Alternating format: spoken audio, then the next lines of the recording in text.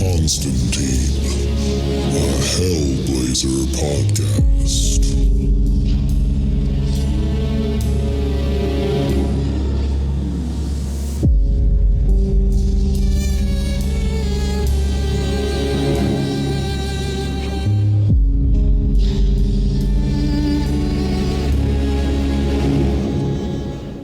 Hey there, everybody, and welcome back to John Constantine, a Hellblazer podcast.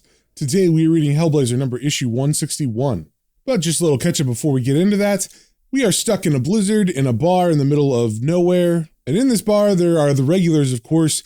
But on top of that, there's people who've just stopped in to get out of the blizzard. So there's a family who saw the lights on and they're just kind of from out of town traveling through. And they stopped in. And then there's a trucker who came for the same reason.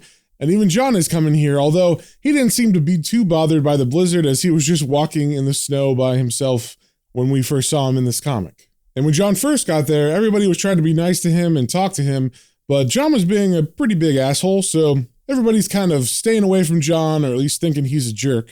And that's not usually that bad of a thing, except someone found a dead body who had been stabbed by an icicle through the chest outside when they were walking around, and now they kind of suspect maybe John did it.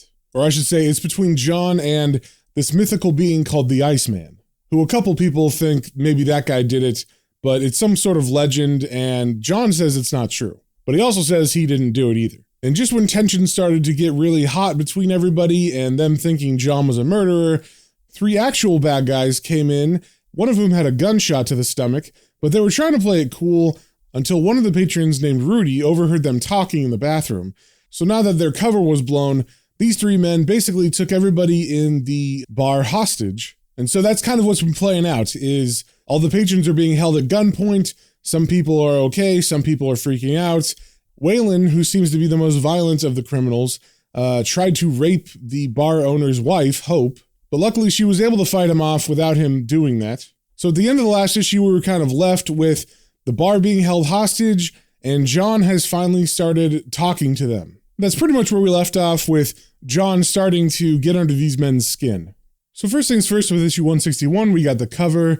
For the main background image, we see a snow-covered forest, and John is standing in front of those trees with an icicle in his hands. And just like all the other covers from this arc, over the top of that main image, there is a wide horizontal panel on top, and then three smaller panels that go down vertically. And in the horizontal panel, we're seeing John light a cigarette inside the bar, and then the three smaller vertical panels in order are just an up-close face shot of a man who I think is supposed to be Pete, and the second image is of a revolver on the floor or table, and the third image is of police officers getting out of a police car. And also on the cover, we can see that this is written by Brian Azzarello, with art by Marcelo Fruchin. And as we turn to the first page, we get a shot of the sign on top of the building, and I don't think we've seen this before, but this just confirms that Keith is the owner of this bar because the sign reads Keith's Saloon. Then we cut to the inside where we see John pulling out a cigarette, and Waylon is pointing a gun at him and saying, "So, you're some kind of killer, huh?" And John replies, "Some kind, I suppose." And then he lights his cigarette, and we see the name of this issue is Freezezs, Part 4 of 4, The Conclusion. Then we pull back from John and Waylon talking, and we see over at the tables where most of the patrons are being held by Dwight at gunpoint, Jay is arguing with his wife at their table, and he's saying, "He's the Iceman, a fucking serial killer." And Marnie, his wife, yells, "Jay!" But Jay doesn't stop. He continues to argue his case to her, saying, "Jesus, Marnie, he admitted it. You heard what he said. We all did." And then Jay turns to Dwight and says, "You should shoot him before he gets the rest of us." And Lamar, who's sitting in a chair next to Dwight bleeding out, he's still holding a gun, but he looks pretty weak, says, "You believe that, Dwight? A serial killer?" And Dwight turns around with his gun pointed at John now and says, "Easy, Lamar." Then we cut back to Waylon and John talking, and Waylon is saying to John as he holds him at gunpoint, "You know something, Tiger? You and your kind, I never been able to get my head around. I mean, killing, sure, as long as there's something in it for you. But you boys." But he stops talking because John begins to walk forward straight towards him and says, "I wouldn't be lumping me in with amateurs, Squire." And he walks until he gets right into Waylon's face, and Waylon says, "That's supposed to scare me?" And John just flashes a big grin. And then they do a staring contest where each of them kind of mean mug at each other until the other is supposed to break. But that doesn't happen because as they're staring at each other and trying to make the other back down, the lights go off. And then Dwight looks out the window and says, "God damn, now what?" And then Waylon turns to him and asks, "What the fuck just happened?" And John answers him saying, "The lights went out." Boo. And he even does like a motion where he brings his hands up quickly. And this seems to startle Waylon, or at least he's not happy about it, because he puts the gun in John's face and he says, "All right, you motherfucker." But before he pulls the trigger or does anything rash, Dwight comes over and says, "For pity's sake, Waylon, the son of a bitch is standing right here. How the hell he cut the lights?" And then John, who's keeping his cool really well for having a gun in his face, says, "That's right. How the hell did I?" And then Dwight thinks for a second and he says, "The other one." And by other one, he means Pete, who was outside with John and has not come back yet. And then Keith says under his breath, "Pete, God no." And we cut back to John, who's staring at Waylon, and Waylon is staring back at him, and they're not breaking eye contact as John says, "You lads are too excitable. Could just be the storm, you know." And right as John says that, there's a loud creaking noise from outside, and everybody's alarmed and turns to see where that came from. And then Waylon goes over to the window to look out and see if there's anything there, and as he checks, he says, "Nothing." And Dwight, who's still with John and pointing his revolver at him, tells John, "Sit down." And he's directing them over to the tables with the other patrons, but the trucker's not happy about that because he turns and says, "What? No, sir. He's liable to murder us." But Waylon shuts him up saying, "What the fuck do you think we could do?" So I guess to not cause any trouble, John goes to sit at an empty booth and says, "How's over here? Far enough away from your fingers?" And he's saying that to the trucker, and then he makes a growling face and goes, "Urgh." I guess just to make fun of them being scared of him. So Waylon and Dwight want to go outside to check if Pete is out there cutting wires and stuff. So Dwight turns to Lamar, who looks kind of weak, but still has a gun and is still awake, and he asks, "You handle this, Lamar?" And Lamar answers, "I'm fine. You be careful." And then Dwight and Waylon go outside, and as Dwight leaves, he says to himself, "Yeah, sure." And now that it's just Lamar here, John is focused just on him, and Lamar says to John, "You're one sick fuck, you know that?" And John says, "So I've heard.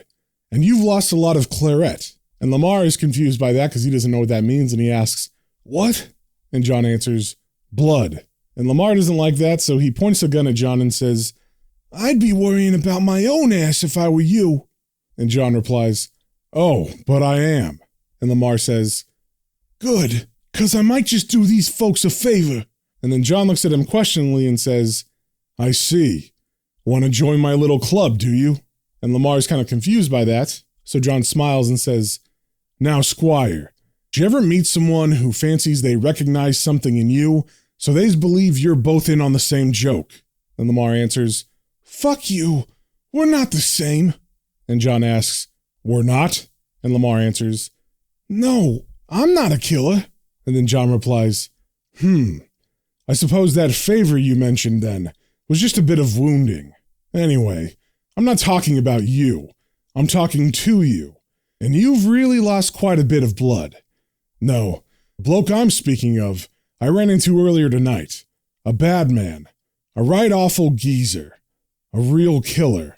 And we cut to a flashback of when John was just getting to the bar, and before going in, he had stopped at the driver's side of a car and was looking at the driver. And originally, we only saw the driver's face. And this is the guy that they found dead outside later with an icicle in him. And we can see that he is holding a very large icicle now inside of the car. Then we cut back to the present inside the bar, and John is saying to Lamar, "Does it still hurt? Or are you numb yet? See, some persons that choose killing as a vocation, not all, but certainly most, have a grossly inflated opinion of themselves, which is that their life, unlike ours, has a purpose." Then we cut to the flashback where the driver has opened the driver's side window and John is peering in, and they're both staring at each other, and John continues to narrate over this. And that purpose, well, it makes them feel alive. Self-importance goes with the territory. Then we cut back to present where John is talking to Lamar, and he continues saying, "My God, look at you, seeping out all over yourself. Now, They assume taking a life is a big fucking deal. Their gift, in every sense of the word. But it ain't. Dying. Now that's your tip-top big fucking deal. And then John points his cigarette at Lamar, and he asks, isn't it? Lamar, right? And Lamar, who's looking way weaker now that John has been talking, says, shut up, I'm not dying. So if you notice, John is kind of speaking to him, and then we'll tell a little bit more of this story where he met this guy in the parking lot, and it seems like John is doing some kind of suggestive magic on him. So to Lamar saying he's not dying, John says, you might want a second opinion. As I was saying. Then because of the flashback where John is staring at the man in the car, and he's got a big grin on his face, and he narrates, you point out to a fella who's got his mind set on murder. You really point out that the real thrill isn't watching a person die at your hands, but in the actual dying itself. See, in those beautiful, most precious of moments when your life is slipping away, the entire world disappears. Your family, your mates, and most definitely the sick bastard standing above you desperately trying to believe he's at the center of your fucking universe. It all becomes irrelevant, and you'll never feel more alive. You're all that matters. You'll never, ever be more important. So in the flashback, we see John smiling and talking to the driver. Then we see inside the cab, and the driver has a look on his face like he's being talked into something that he doesn't want to do, but he is now pointing the icicle at his own chest, like he's about to stab himself. And then we see John walking away, and we can assume that he stabbed himself because later on they found him dead in his car. Then we cut back to present where John is speaking to Lamar, and John says, once you come to grips with that, why, death is something you covet, not hand out willy-nilly. And then we get a shot of Lamar from John's point of view, and we see that Lamar is kind of slumped over in his chair. The gun is held loosely in his hand now, and Keith looks over at him and says, are you saying? But he's cut off as John stands up and says, all I'm saying is, choose the right words, and you can talk a person into just about anything. And then John takes one last puff of his cigarette, which is burned down most of the way, and he flicks it onto Lamar's body, specifically where the blood is coming from the wound in his stomach, and Lamar doesn't move, so everybody now sees that Lamar is dead, and John was able to make that happen with just his words. So immediately Keith stands up, along with Jay the dad, and Keith goes over and checks the pulse of Lamar, and he says, he's dead. And John sarcastically says, really? But Jay doesn't really care about any of that. He grabs the gun out of Lamar's hand, and he says, I got his gun! And then the trucker stands up behind Jay and says, give it here, boy. Then we see John turn to Hope, the bartender's wife, and John asks, how about a pint, love? And she looks at John and says, so you're not the Iceman? And John grins evilly and says, me? No. The Iceman's a myth. And then Alma looks at John and says, but the fella in the car. And John answers her saying, was just a man, not a ghost or a monster. Just a very self-important wanker. When we see Hope go to the bar, we can assume she's getting John a pint. But we cut back to Jay and the trucker, and Jay is now pointing the gun at the trucker, and the trucker's saying, I said, give me the gun, boy. And Jay's yelling, stay back! Marnie, bring the girls! And Marnie's confused and she asks, Jay, what the hell are you doing? But her and the girls do stand up. Then Jay points the gun at John and says, don't tell me you fell for that crock. And Marnie tries to talk some sense into him, saying, Jay! But he's cut off as Jay turns to her and says, there's a murderer in here! But just as he says that, the front door swings open and we see Waylon and Dwight enter the room, both having guns, and they see Jay and they immediately point their guns at him, and John kind of smiles as he sees this, and he says to Jay's yelling that there's a murderer in here, I'd say there's two. Meaning, of course, Dwight and Waylon. So now there's a standoff between Jay and Dwight and Waylon. And Jay is freaking out and he yells, I'll shoot! I mean it! And Waylon replies, so the fuck do I. And then he looks over at the body slumped in the chair and says, Lamar. But Lamar doesn't do anything, of course, because he's dead. And then Dwight says to Jay, put the gun down, son. You don't want to leave them girls of yours orphans now. But a very frightened Jay says, stay back. In the meantime, Waylon has gone over and he has seen that Lamar is dead, slumped in the chair, and he gets very angry, and because he's back behind Jay now, he is close to his daughters, and he puts the gun right into one of his daughters' faces, and he yells, fuck you! And just as he's about to shoot this child in the face, Jay turns around and yells, "Don't!" So Waylon doesn't shoot the little girl, but he does bring the gun up to Jay, and he shoots Jay in the shoulder. And as he does, Jay drops the gun, and he flies backwards. And Keith gets super angry when Jay gets shot, so he just runs from the booth yelling, "No!" And he tackles Waylon to the ground, and as they kind of wrestle for a minute, we see Dwight pointing the gun in the direction, but he doesn't want to accidentally shoot Waylon, so he doesn't shoot. But Keith is on top of Waylon, and just as he's about to punch Waylon in the face, Waylon brings his gun up and points it at Keith's head and begins to laugh. But before he pulls the trigger, there's a loud kablam noise, and as we turn the page, we see what happened.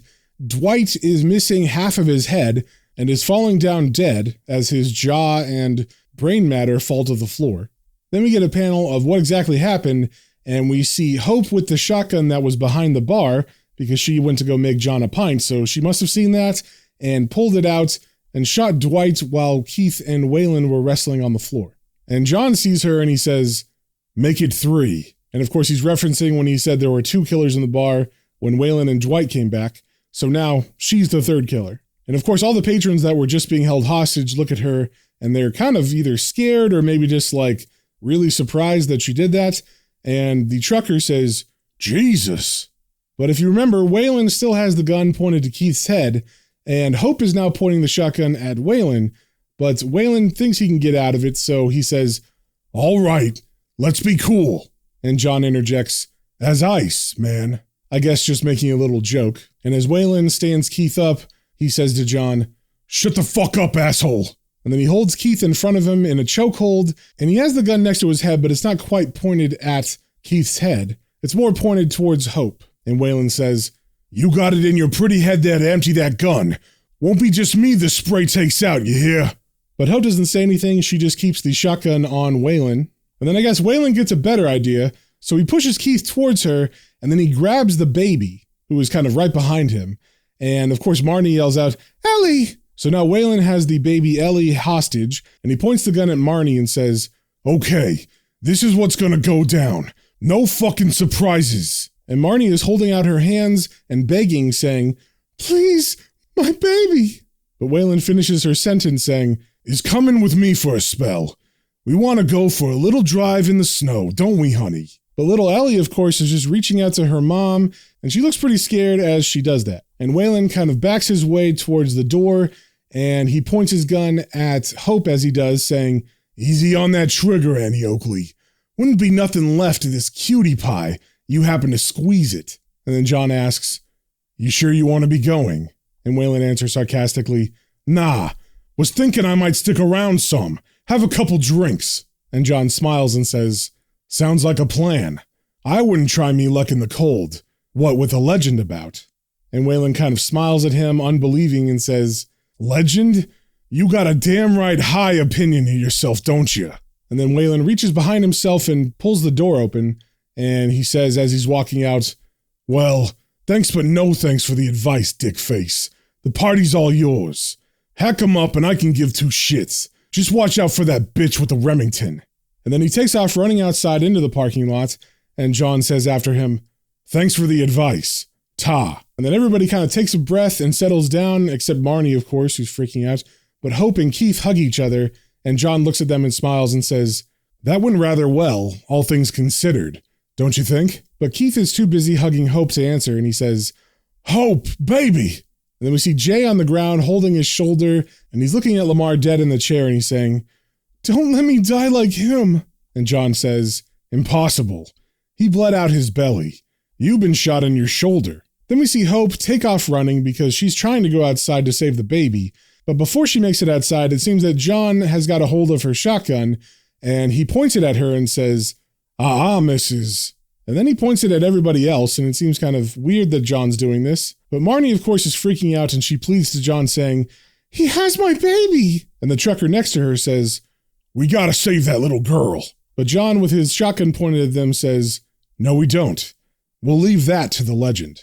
And then he backs himself towards the exit, and he opens the door, and as he does, Rudy walks up to him and says, "But you said..." And John kind of smirks and says, "I've been doing a lot of saying tonight, and not all of it was to you." Then we cut to the outside where Waylon is at his car in the parking lot, and he's trying to get the door open with the baby in his arms. And we see a shadow of a man approaching behind him.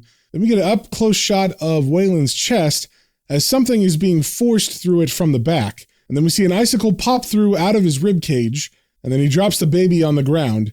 And then baby Elise is staring up in awe, possibly fear, at whoever did that. And over these panels, John is still saying to Rudy, "One bit that dopey geezer in his car understood. Keeping a legend alive is a good thing. At the time, I thought keeping all you alive was a better idea. But that don't mean the legend had to die. No. Myths, legends, they do us well, whether it's a murdering boogeyman or a bleeding apparition of the Bloody Virgin Mary. Faith and fear what it is. The glue of humanity. So it's important shit, and like any dirty job." But John doesn't finish his sentence because there's little knocks on the door, and as he turns around, he sees little baby Elise is right behind him, and he lets her into his mother, and he drops the shotgun. And as Marnie moves away with her daughter back into the bar, all the other people are looking out along with John, and as they look out, they see a man who has Waylon over his shoulders walking away from the car. And then Rudy points and says, "My God, that's..." But Keith finishes his sentence saying, "The Iceman." And then John walks out of the door, and he turns around and he hands Keith the shotgun and he says, "Seems to be clearing up." Meaning the snow, of course, but also everything that just happened. And then he turns and walks away from the bar, leaving everybody to watch him walk away. Then we cut to John as he's about to reach the tree line, and he turns and he sees Pete making a snowman. And Pete turns to him and looks at him, and John gets a cigarette out and he says, "Geez," as he kind of smirks and puts the cigarette in his mouth. And then he walks off down the snowy road, and that, my friends, is the end. And I'm not sure if they're saying that Pete was always the Iceman, or if you remember when John left Pete, he had told him something, and since we saw John kind of suggest that people should die and then they did, maybe John talked Pete into being the Iceman, at least for right now. But it is left kind of open-ended and mysterious, so let me know if you guys know for sure, but that's what I got from it. So if you guys have any comments, questions, or suggestions, you can email me at planestrains and comicbooks, all one word, @gmail.com, and we will see you on the next one.